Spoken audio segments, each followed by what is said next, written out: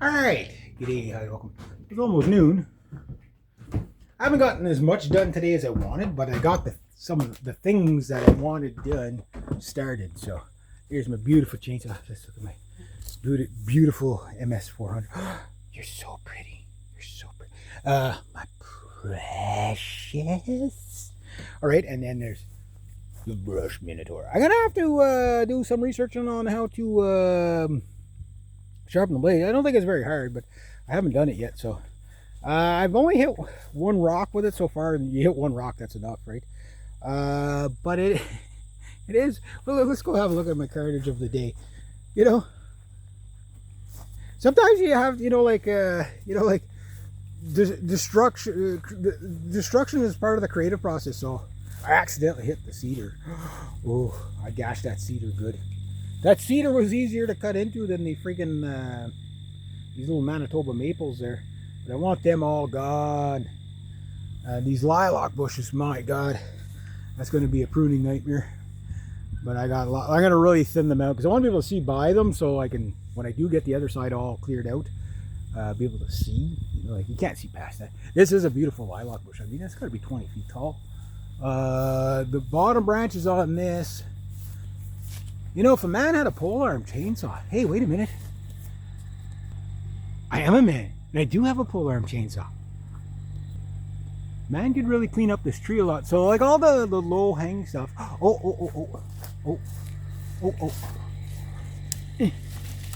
Don't fall on my head. Ah, these things smell so good. I gotta put them somewhere where a squirrel's not gonna get them. There's a really nice one right there. That's even nicer than this one. Oh, they have such a zesty, lemony smell. They're so good. There's a nut in there. Well, you can see like this part of the tree is dying, but this part of the tree is dead. So I will take away this part. That's going to be a tricky one. Just like maybe from here. It's where the dog leash was, thing was. But I gotta get all these Manitoba maples cut around it. This side of the tree is almost completely bare. That's a strange one. I guess just the way the lilac bush shields it didn't get. You see all those branches and all that stuff I got to clear off. So there's going to be a lot of pruning on this thing, but you can only do so much per year because I do think this tree is starting to die. I mean, if I have to take it away, I'll take it away, but it's such a magnificent tree. It's just full of these things, right? So black walnuts, air going in there. Got some huckleberries dying there. Manitoba maples dying there. Over there. Almost all the way through there. I'm going to start pruning the apple tree. I think I need the chainsaw for those apple tree sprouts or whatever. It's a little bit heavier than what that brush cutter can handle. So, got to get that Manitoba maple. I got to get all these Manitoba maples next, all the way down to the creek, and then my aunt might even almost be able to see above that.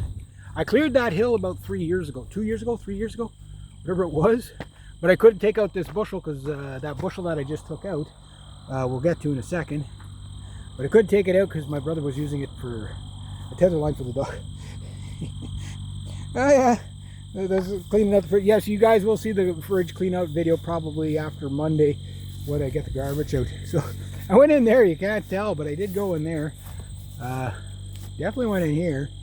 Here, my goal, I gotta have to rake. My next thing is to rake out enough of a spot and start putting the scrap metal over here so that I can clean up the yard enough so that look at all the trees down. I'm so destructive. And yes, I do enjoy it. But I just want to put some scrap metal here, close enough here so that, or maybe up here, so that nobody backs into it. So people could, because usually what people do is they drive in and then they back. It is a weird road. It's kind of like on a hill.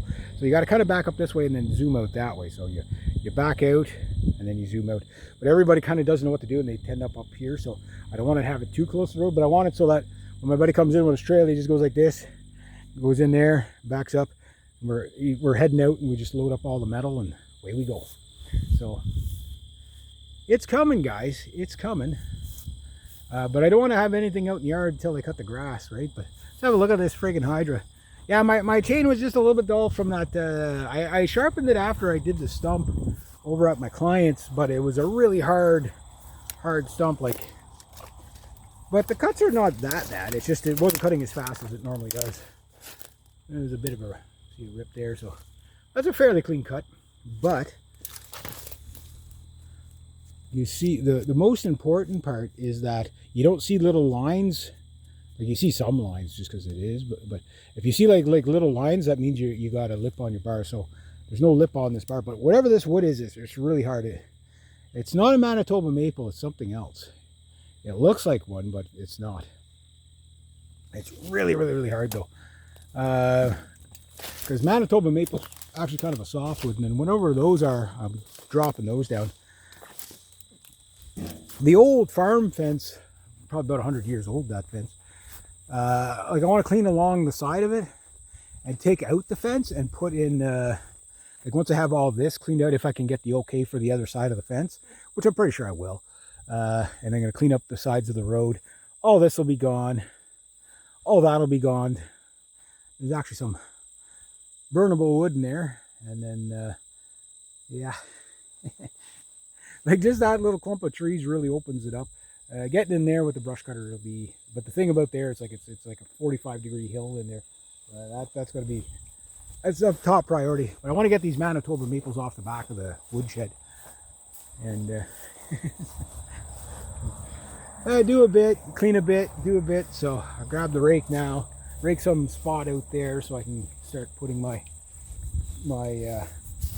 like all the scrap metal and the TV and all that junk, and I'll put it right over there so that I can get in with the freaking lawnmower. I won't cut the lawn this week. I got or until I get all this stuff out of the yard, because rather than, like, you know, cutting around it and stuff like that, I want to be able to just come right in and that's it.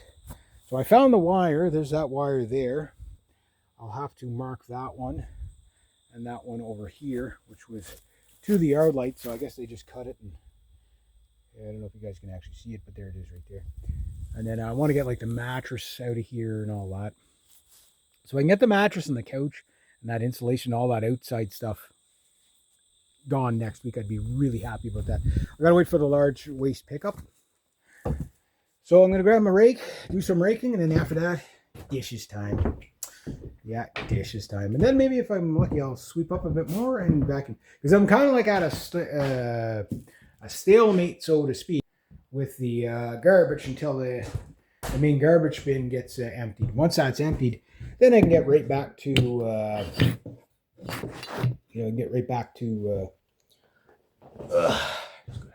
have a seat. Get right back to throwing stuff out again. But there's really not going to be that many more garbage. I might fill the bin one more time completely to the top for what's here. But even if I do after that, unless I find stuff outside, that'll fill a bin. It doesn't matter. It's outside in the woodshed or whatever. I can do that over time, right? So, all sweaty.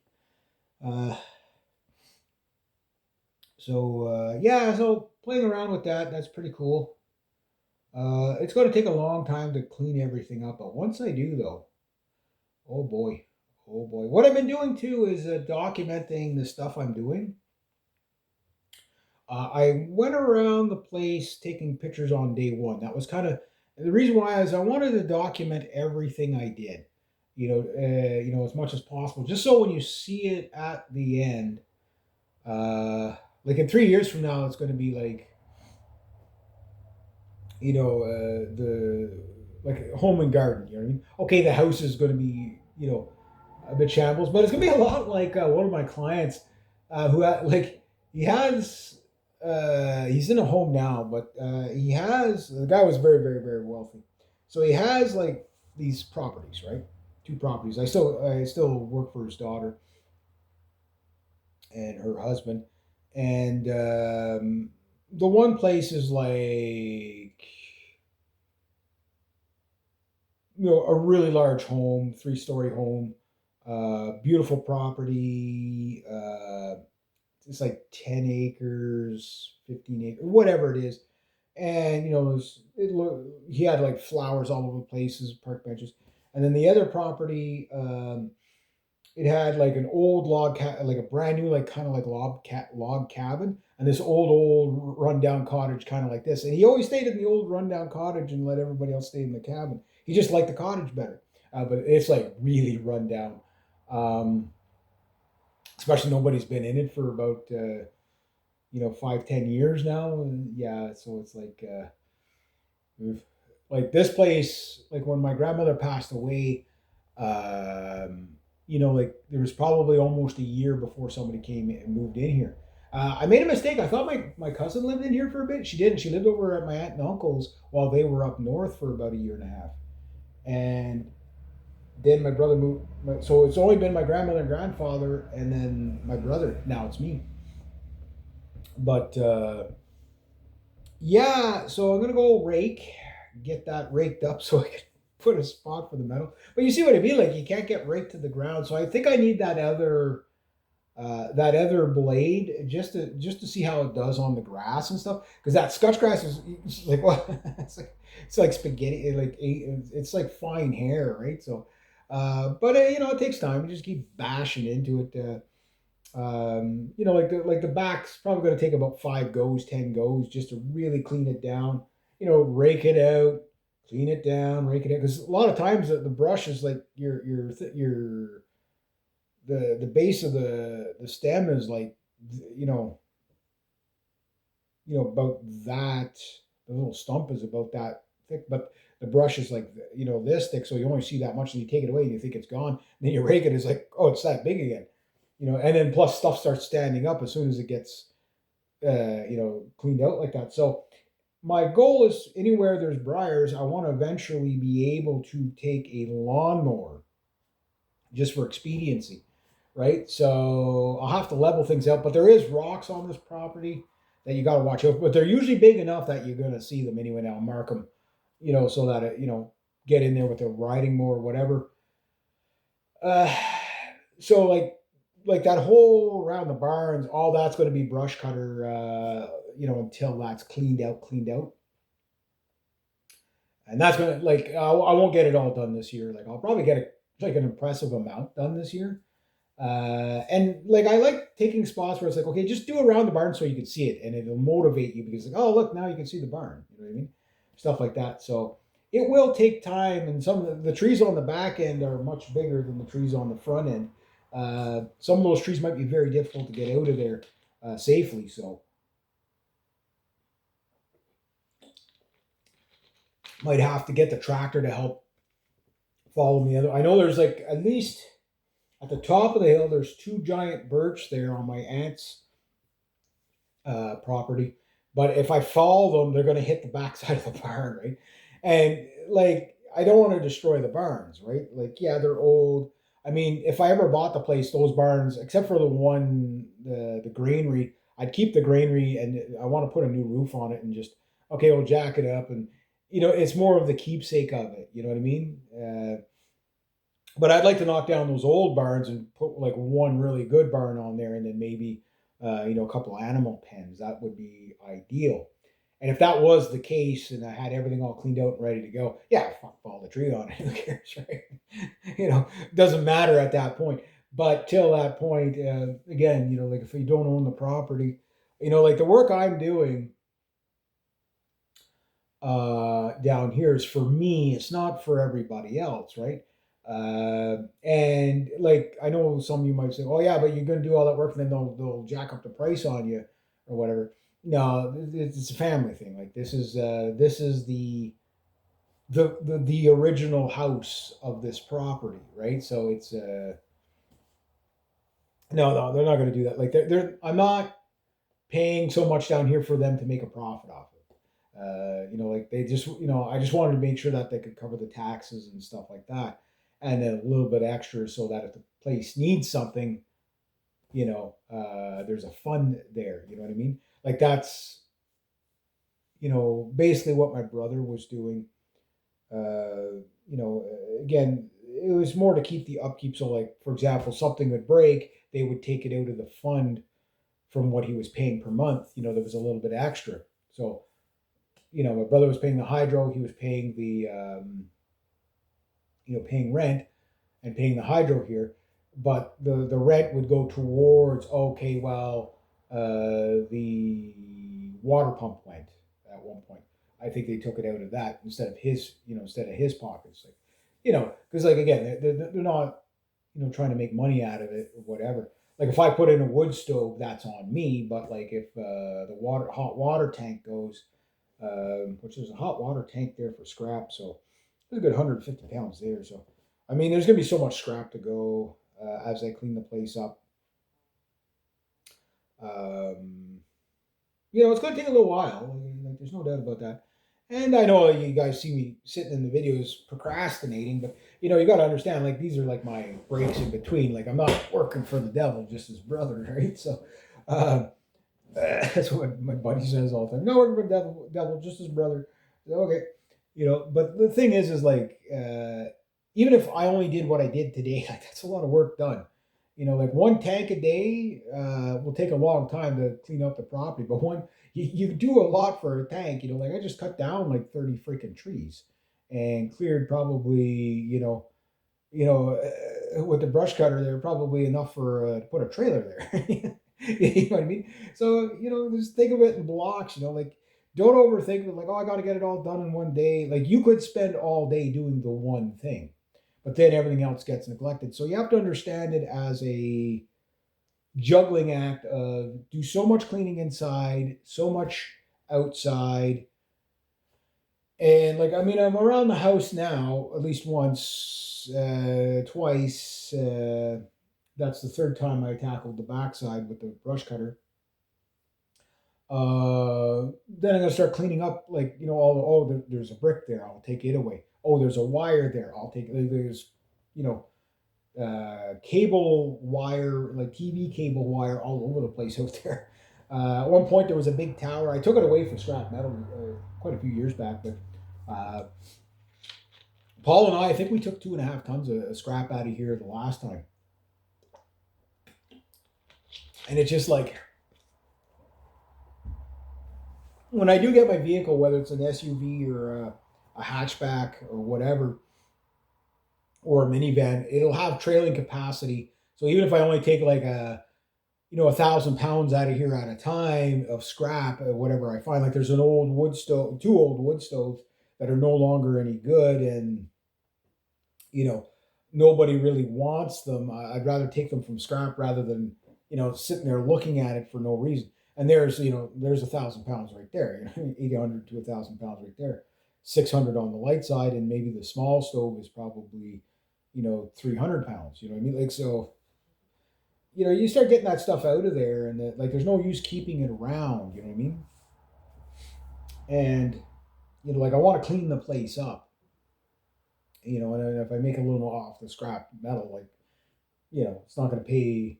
It's not going to pay for much. You know what I mean? Like it's just more to clean it up. Is the motivation of that is to clean it up, not so much to make money off of it, right? But I'm pretty sure once I get to like all cleaned up in here and everything set up, then I'm going to be outside, going for broke kind of thing between now. Because I think like maybe the first week, second week of November, depending when the snow flies. After that, it's just like, okay, maybe I'll follow a big tree here, big tree there, cut it up, deal with it in the spring. But the briars and getting the undergrowth out of the way makes it easier to cut stuff up. You know what I mean? Like today, I should have cleared around it a little bit more before I fell all the bushel of trees. But I just wanted to see it gone, and see what my aunt's going to say. Oh, hey, yeah, I can see a bit better now. You know what I mean? The idea is, you know, uh, to do things, in stages. It's been left so long that, like it's, like I mean, there's some stuff that's that size, right? So you got to follow it with the chainsaw and whatever. The trees have never been pruned Maybe, well, my grandmother probably pruned them a bit when she was around, but nobody's pruned them since, you know. So yeah, I got to deal with all that, right? And that takes time. And pruning, it's kind of like you can't just prune everything that needs to go in one season. You know, you take a couple of branches, you let the tree heal.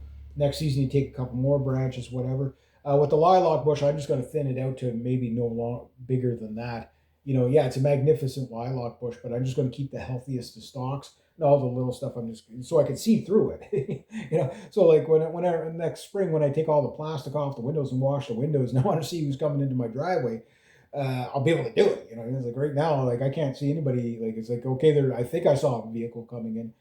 You know, I want to clear all that out. And clearing like the big one to clear is going to be like in the ditch there. Getting that all cleared out is going to be a real a real a really tricky thing. Now, I might only do it like maybe twice a year, whatever, but if I can keep it whippersnip clean enough right down to the ground, even if I did it like say like as an ongoing thing, okay, I'll do this section, do a tank. Okay, next week I do another section, do a tank. Like like you don't okay have to have it all done by no. Like I'm not going for home and garden per se. Okay, the front yard's going to be clean. All that metal. There's going to be nothing up against the house. The house is going to look rickety, but it's going to be clean. I'm so I don't like a junky yard at all. Like I know the backyard at my dad's place. Yeah, okay, we got all our junk back there. But once I clean out the scrap metal up there, there's never going to be a scrap metal pile up there unless my dad's throwing something out for me to take. Because I want to clean that up too. But without the vehicle, like all the old tires, like like I'm gonna have to borrow my dad's truck to take those to the eco center and stuff like that. But they're fine where they are for now, right? So it's an ongoing thing. You just got to stay on top of it and start making piles for the large waste pickup. So, well, it's not a pickup; it's a drop off. So it's large waste drop off. But you have to understand, if I get let's say I get rid of like next weekend, I get rid of a ton of garbage, like the sofa, the like all the dressers and all that shit. I get a ton. Let's say equals a ton. Well, to drop that off at the eco center is $225 a ton, right? So that's free. But you only get, I think, three or four times out of the year where they have it. But you have to bring it up yourself. But the cost of gas to do a couple of loads up to the dump here, it's not going to come up to $225, right? So if I have to hang on to garbage for like a couple of months, but have it piled somewhere where it's ready to go, you back up, you load it up, and you get rid of it in one shot. Like once the junk is gone, like you're never going to see another mattress outside again. You're never going to see a couch out there or dressers and stuff. You know what I mean? Like it'll always be managed. Maybe at some point, okay, yeah, I get rid of that dresser and I get a nicer dresser. One where all the doors function, you don't have to kick one closed. I think I broke it a bit, but it's like, fucking closed. Just start mashing it. I'm a patient man to a degree, right? It's like, it's like because I don't really care, like it's a nothing dresser, but it could be a nice dresser if I could fix it up a little bit more. But it's more just for storing like musical gear and stuff in it.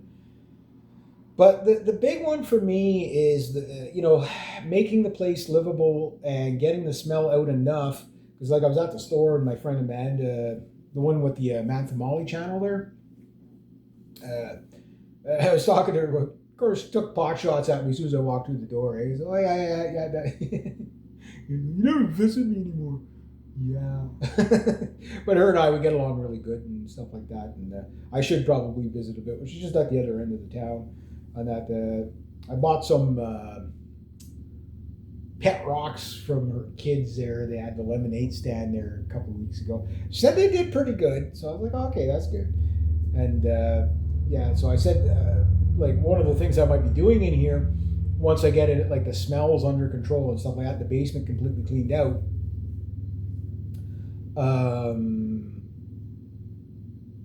Is possibly music lessons, right? So drumming lessons. To one of my subscribers, if he watches this channel at all, he's a drummer. What's the name of the band? It's a Russian band. Anyway, he's into a Russian metal band, and then he's on my Facebook, and he's like. He's out there in his Hawaiian shirt out there. I'm not sure what city he's in. If he's in, I'm not sure if he's in Austria. Wherever they're out there, it's like he's constantly asking me about how I'm doing on my drumming. I'm doing really good. I was playing it last night a bit. I got to set it up a bit better in there. I got to get something under the.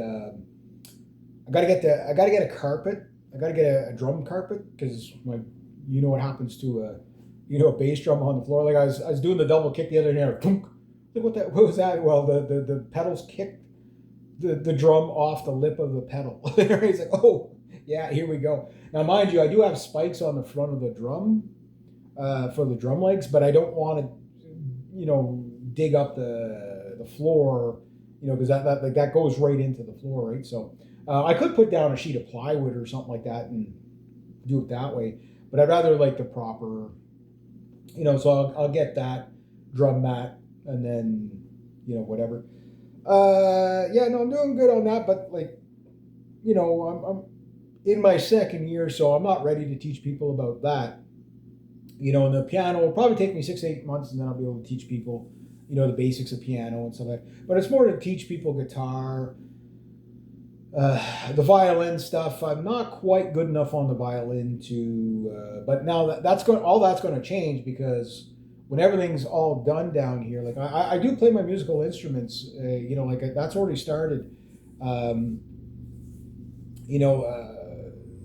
I'll be able to spend 15 minutes a day on the violin, 15 minutes a day on the drums or whatever, and write songs and record. Like that's the whole point of this place, right?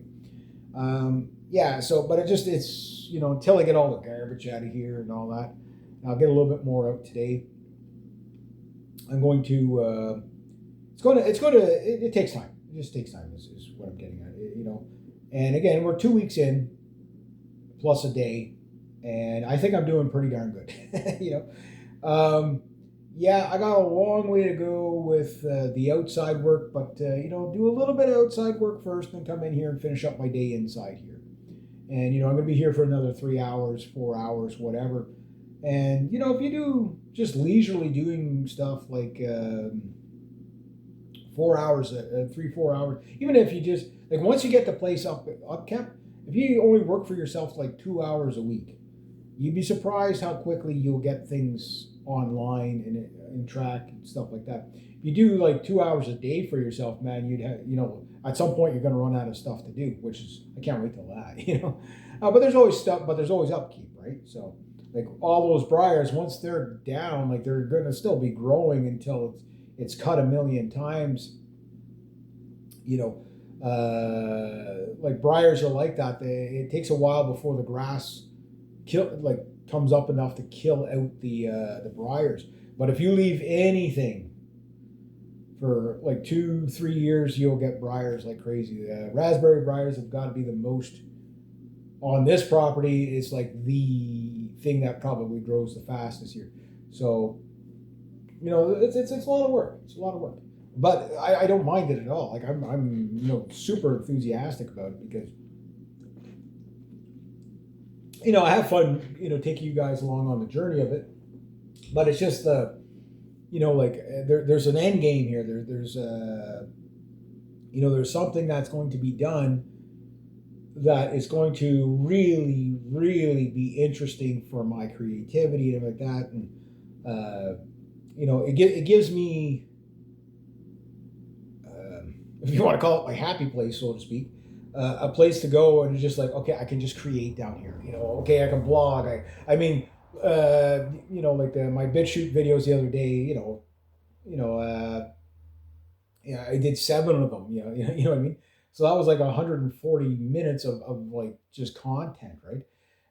So there's gonna be a lot of that, but the content of that stuff, the BitChute stuff, and possibly even live streaming and all that comes way later. The live streaming is just, where do I live stream? Because I can't live stream on YouTube unless I'm doing say interviews of like say rock stars or something like that. If I'm ever lucky enough to do something like that, a lot of times you can't do that stuff. You got to talk, contact your agent. Yeah, it'll be $10,000 for the interview. Okay, yeah, that's not bad.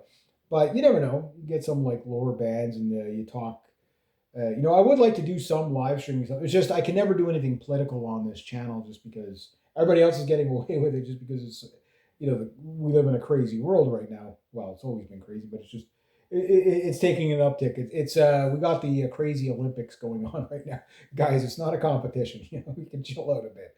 But because it is that way, like my old channel got marked for death, and it was taken out. The Not Reg Me channel, and that's why all my political stuff is like the BitChute link down below. That's the only place you're going to find, all the other stuff. Like the World War III updates and all that stuff. But down here, or on this channel, like my goal is to kind of inspire people to do stuff. Like, you know what I mean? Like, you don't overthink it, just go do it. Like I know some of you guys don't care about watching me, fling the brush cut around, but some of you guys get a kick out of watching it. You know what I mean? Because like who have you ever seen a video where somebody's narrating while they're knocking things down, and having fun like a lunatic with it? No, is it entertaining? Yeah. From my camera angle or from my angle, yeah, it's entertaining as hell. That brush cutter is a lot of fun though. Just swing, swing, swing, swing. There's just something about when you get a good swipe and you just see everything just go. There's just something about it, like it's order through chaos for sure. Destructive creativity, I guess you could say, but like my aunt and uncles are probably like they're going to be looking at a lot of brush piles and stuff like that for the next year, so hopefully that they won't mind that too much. It's like, I thought I was going to clean the place up, but just freaking brush piles everywhere. But my goal with the brush, believe it or not, is what I'm going to do. Like I say, I don't know if I mentioned it in the previous video, was to like drag it out on the lawn after I do the next cut. Because we're in the middle of September. And my God, middle of September. Where did the year go? I mean, with all the crazy stuff going on, I'm kind of glad it's coming to an end. But then, how crazy next year going to be? It doesn't matter, I guess. But like say early October or late October, when it's a little more wet or whatever, like I say, I'll make little piles and burn them on the lawn out in the middle where it's not going to catch or anything, and there'll be small fire piles to get some nitrate back into the ground, right? Like I would love it if I would be able to burn the ditches again, but the grass is way too long and it'd burn it, yeah, but I'd probably burn down the town in the process. Don't think people would like that too much. But once I get ahead of it, you know what I mean. Like maybe I can do a burn in the spring, the grass burn or whatever. Because that's what we used to do. That's what everybody used to do is controlled burns. And what that did, it got rid of all the old undergrowth stuff that catches fire, right? And it's the easiest way to take it away, the old stuff away, and it's the easiest way to stay on top of it. And it's, fire, puts nitrate back in the ground. It's good for the soil. It's good for stuff like that. But it's really hard to get away with that now. Like my grandfather used to do it, my uncles used to do it. Now, also too, you can stay on top of the brush a lot better. So once I get the brushing done, and then it's like taking out the stumps and everything like that, that's gonna be a big job. It's gonna be a very big job taking out the stumps, so that I can get them low enough that I can get them a mower over top of them. Now, my lawnmower. Problem with my lawnmower. My dad was asking me about them last night or whatever. He said, "What's the deal with the lawnmowers back there?" I said the power one that I got from my buddy Paul. I said it's done.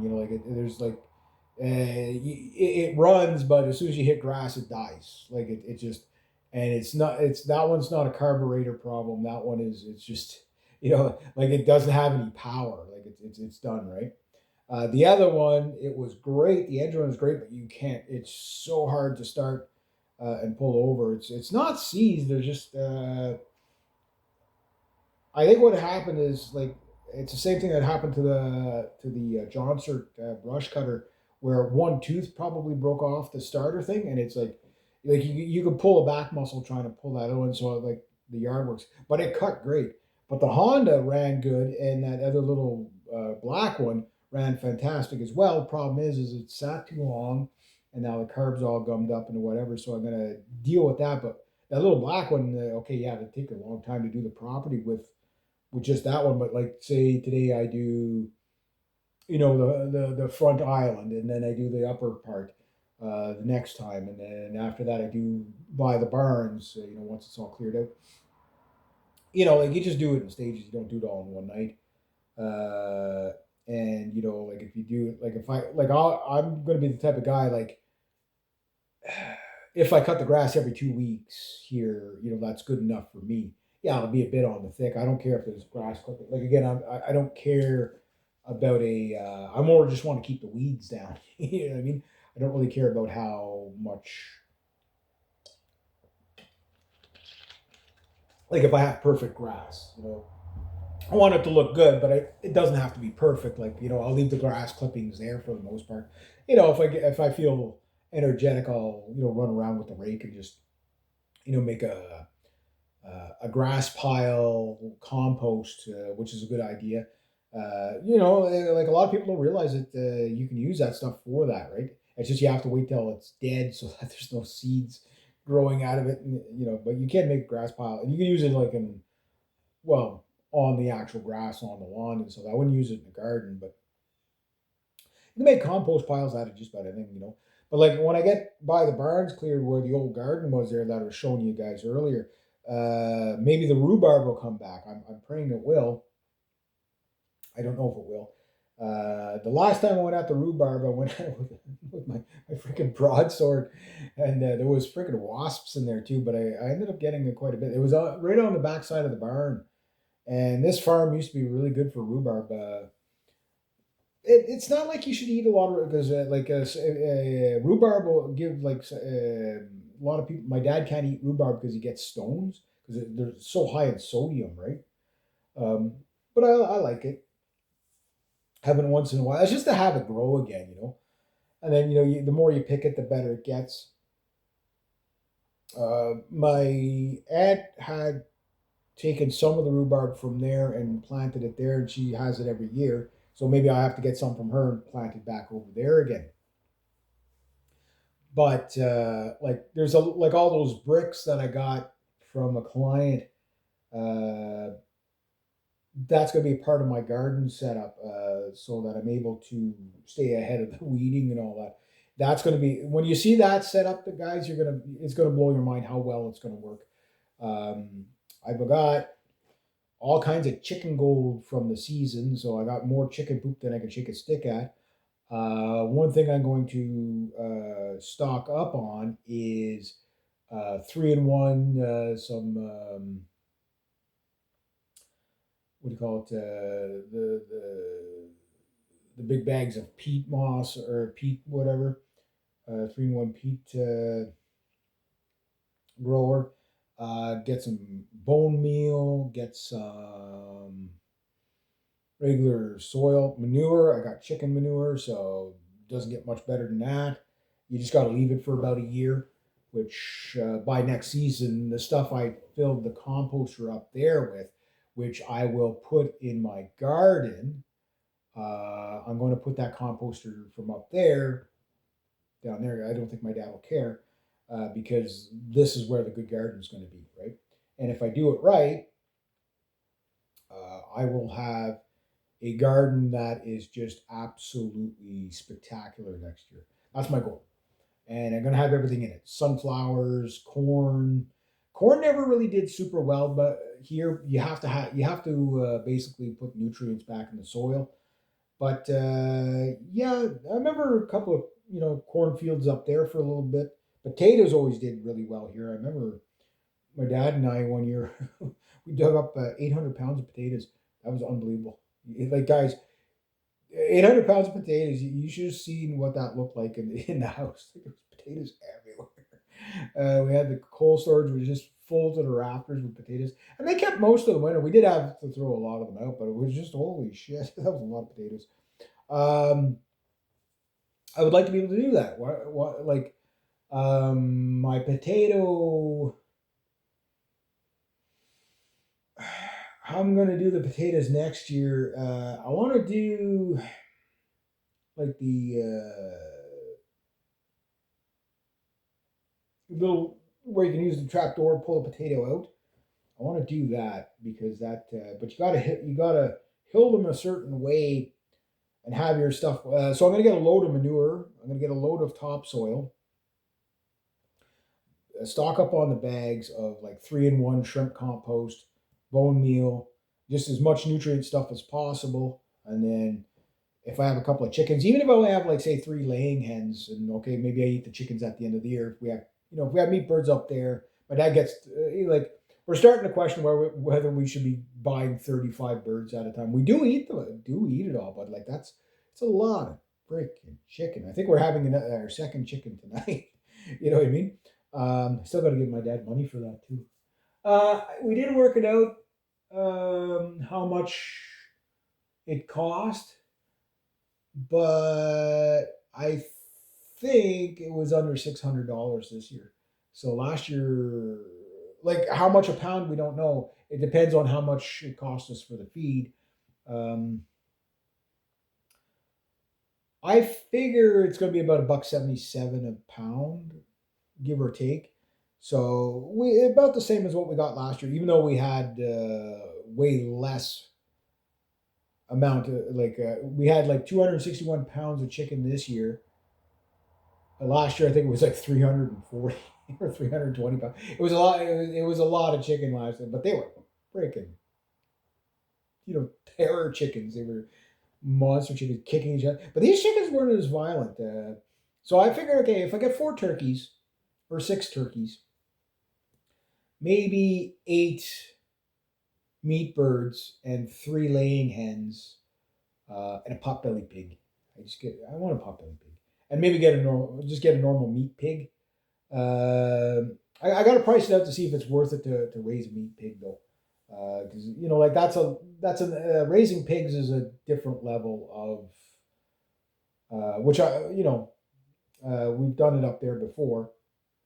The same place where we had chickens, we've had a pig in there sometimes too. We usually put 2 pigs in there, and but it's not enough space really for the pigs. But you get your pig in June, you slaughter them in late August, early September.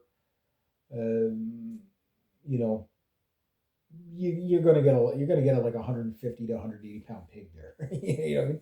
I had a pig one year. Dressed, he was 240 pounds. He was the biggest pig, and he was cross. The one that we had 2 pigs. The second one, he was 180 something. That was a good size. These were like just monster pigs, but um, the big guy, he was pretty cross. You didn't get in the pen with him, like if like he'd probably kill you. Like he'd nip at you if you got too close to him. Like he'd go to pour the feed in there, he'd go for your hand. So he was super cross. So when I shot him, I felt good about it. Yeah. We killed, I think, it was 30 or 40 pigs. Everybody in the town that had pigs, there was about 12 guys. We got together, we got all set up, and we slaughtered the pigs ourselves. And it was just like truckloads of pigs going. I was shooting them. My uncle knows how to stab them and bleed. He had the proper pig stabbing, pig shank, as they call it. It's like a knife. It comes out like this, and then it kind of comes out to like a bit of a bulb at the end. And it's meant you go through the stern, and you stab once, and everything comes out, and it bleeds the pig properly, so you get really really good meat. And then we'd send them off to the packer, or the butcher, whoever was going to the butcher. The rest would either take their pig home and butcher it at home. But like butchering a pig is a big freaking job. Like you're looking at 6 hours to do a pig. You know what I mean? Home guy at home. Now some professional guy probably does it in an hour and a half because he's got all the tools there. But the average person, if you want to debone it and everything like that. So That's I even thought about getting a wild boar. You know, say okay, well, I'll grow the wild boar for XYZ many bags, and at the end of XYZ many bags, I make the decision whether to kill it and harvest it or to or to buy more bags. So I think that's how I'm going to do it. So like with the chickens, if we'd say a meat bird eats a bag a season each, maybe a bag and a quarter.